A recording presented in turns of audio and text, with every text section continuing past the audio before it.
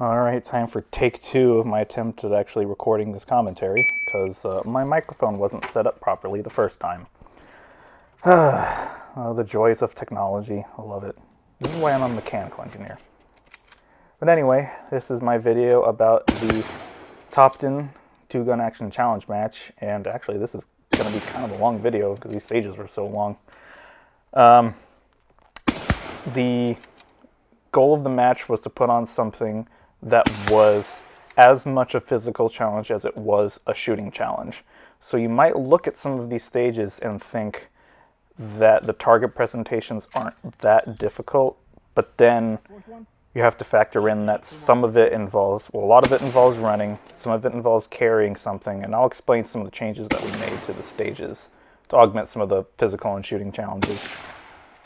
But this match, to my surprise, ate a lot of people's lunch. I was ROing it. What you're watching right now is actually the staff match that we held on Saturday. So we did setup for it on Saturday, and the staff, that was us, shot it, and we made some adjustments as we needed to, and recorded our scores. And then we were dedicated range officers on Sunday when the actual match was held.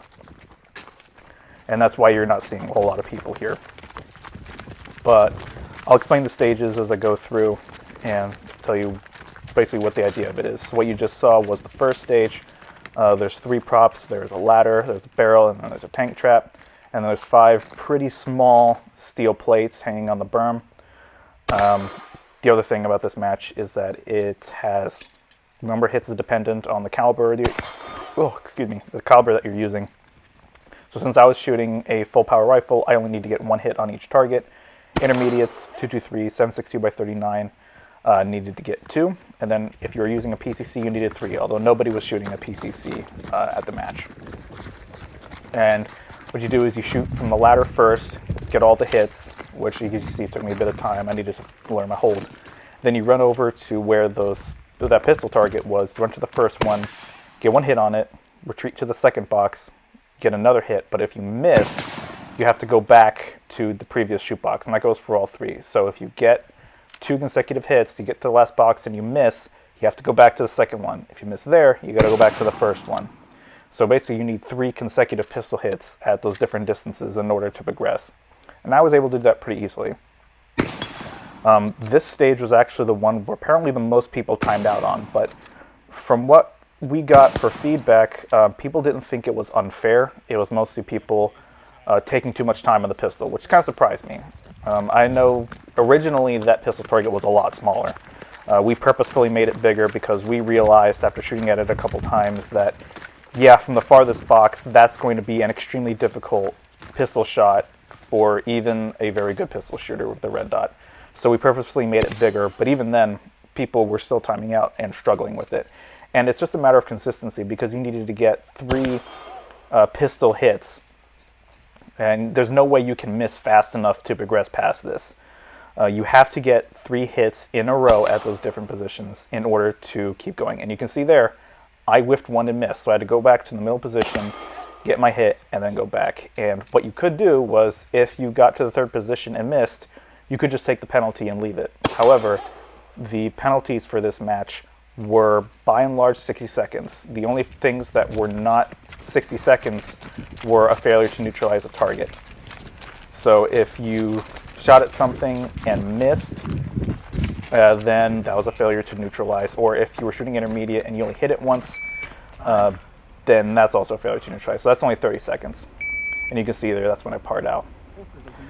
Now this stage, I was a little nervous going into because I was shooting my Walther P1, and that only has 8-round mags, and I was nervous I wouldn't be able to get it over in 8 rounds and reload in time with a heel mag release to get it over. But I did, to my surprise. I should also talk about the gear that I'm using. I'm dressed up as a Finnish Continuation War soldier. I'm wearing the summer uniform, and I'm using my M39 Mosin, and because I don't have an appropriate Finnish pistol, I don't have a Luger or a Lottie or a Tokarev, I'm using the best approximation I have, which is a P38 in a Swedish Lottie or Husqvarna M40 holster, which is good enough. And I was using US 1911 mag pouches because nobody else really bothered to issue pistol mag pouches at this time. And then once you clear the pistol spinner, then you drop your pistol mag, and take a shot on that stop plate. And if you miss, that's it. So then if you hit it, then you're allowed to proceed. I should say, I worded that poorly. If you miss it, then you don't get to make it up and you get a penalty for it. And that's to ensure that the pistol is safe so that then you can reholster it safely and then go and proceed with the rifle shooting. And the rifle shooting in this case was there's 2 shoot boxes and 2 steel targets downrange. You have to hit the respective target from each shooting box. So the left target, you engage from the left box. Right target, you engage from the right box. Get your appropriate number of hits standing from each box. Go back to the first one. Then get your required number of hits kneeling, sitting or kneeling, from each box. Go back to the first one and get your required number of hits prone from each box. And then that's the end of the stage. Originally, you had to engage both steel targets from each box. But then even the ROs were struggling to complete the stage with that much shooting. And so we decided that we could either make the targets bigger to make them easier to hit, or we could only have you engage one of the plates from each position. And we opted for the latter choice. And that seemed to balance out pretty well. I only left one target hanging standing because I wasn't able to hit it. I decided to take the penalty and go. But even with that, I was still able to finish the stage, no problem. The only stage I actually parred out on was the first one. I was able to complete every other stage, which is all right. Considering I'm running a bolt-action rifle, that kind of indicates that everyone else should have a relatively decent time if they're a good shooter to be able to finish the whole match. Now, whether they finish without any penalties is a different matter, but they're at least able to finish all of the stages. Or so I thought. You'll see the results at the end, but needless to say, I was quite surprised with how well I did in the rankings compared to everyone else. And then that's the end of this stage. So then the next stage after this was really fun. So something you don't get to normally see at a lot of events is a blind stage where you don't know anything about it going in, or you don't know most of it going in. So what you do here is you hit that rifle spinner, which with a full power rifle 54R is cake, as long as you can get the hits, which I mostly could.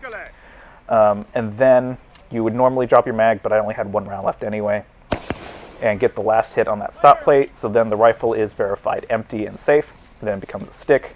And you go up into the start of the path in the woods, and there are a bunch of steel plates in the woods that you then have to engage, but you're not allowed to walk through and go see where they are ahead of time. You just have to go in and shoot them as you see them.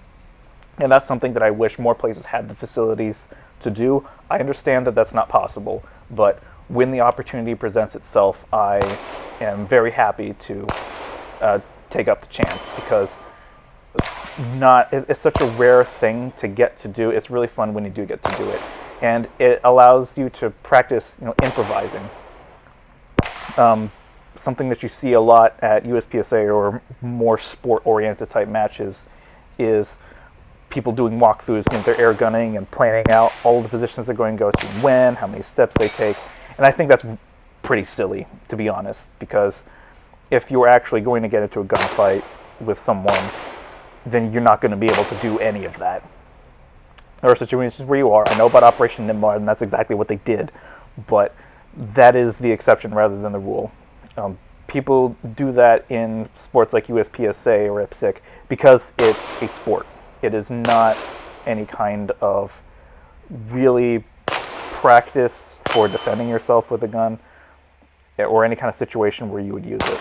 It's purely a shooting sport, which there's room for that in the world, but there should also be room for doing other things. I think that variety in the kind of experience that you get is good. I don't think it's good to be pigeonholed into one particular type of shooting sport, or what's the right phrase?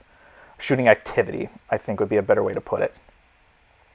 There's people that get really into just training and then don't practice in any kind of competitive environment at all. They have their own shortcomings. People who just do competition have their own shortcomings. It is what it is. So on to the next stage. This was on the 200-yard bay, and what you're seeing right now is actually my second go-around at it, because on the first time, I got up to that log that you see, and after I was done shooting there, I tried to jump over it. I slipped in the mud and fell right on my side. I was lucky I did drop the gun, but I didn't fall on it, so the rifle is perfectly fine. Although when I got up, I saw that the bore had mud on it. I don't know if it was actually plugged with mud, but in that case, you can never be too careful. So I stopped, took a reshoot. I had to go clear the mud out of the bore by just dropping the cleaning rod down it, and then I was able to go on to my second attempt. And you actually saw me pick up some ammo that I had dropped the first time around, and just decided to keep using because it was there and already out of the pouch. But anyway, for the actual stage stage description is you start at that barrel that you saw. You get your required number of hits on 2 C-zone steel plates that are down at the end of the bay. And then once you do that, you progress to the log, which is where I am now. And then after the log, you progress to a tree stump that we place down on the path, get your required number of hits, then move to the 100-yard berm where there is a designated shoot box. You have to do a pretty hard right lean around the berm to be able to see the targets. But you do that, and then you see me pick up the ammo that I had dropped. And then you move to the final rifle shoot box, which is about 50 yards away from the targets. And you get your required number of hit on the left target, and then the right target, you drop your mag and get a high value shot on the last rifle target to verify that the rifle is in clear and safe. You swing your rifle, and then you run to the last shoot box at the end of the bay and clear the pistol plate rack, and that's it. You'll notice the RO is following me on an ATV, and the cameraman is staying back so that he doesn't have to walk all the way back. The RO is following me on an ATV because on the actual match day, there were like 52, 54 people that showed up. It would not be fair to have the RO have to run down with each shooter and then walk all the way back up with them, especially because the person who ended up ROing this stage was an older gentleman, and that would have been too much for him. It would have been too much for me. So on our day, the RO follows you down, and then our idea was that then the shooter would get on the ATV and drive back, and that would minimize our reset. What they ended up actually doing on that day was the RO drove down with the shooter reset the plate rack, and as they were doing that, the RO drove the ATV back and left them behind, because then he could get back, enter the score for that shooter, discuss any penalties and whatnot, and then also get the next shooter ready, ensure that they were ready with their guns and their mags in hand, not loaded, but just ready to go, so that as soon as the previous shooter was done walking back up across the shooting line, they were then given the command to load and make ready. And that was actually a very good way of running it, and that was a smart decision on his part. My thoughts on this stage, it was very, very good. We did get some complaints from left-handed shooters. It was a particularly difficult lean for left-handed shooters, so that'll be a consideration for next year. And then the last stage of the day, of the match, was a starter drill.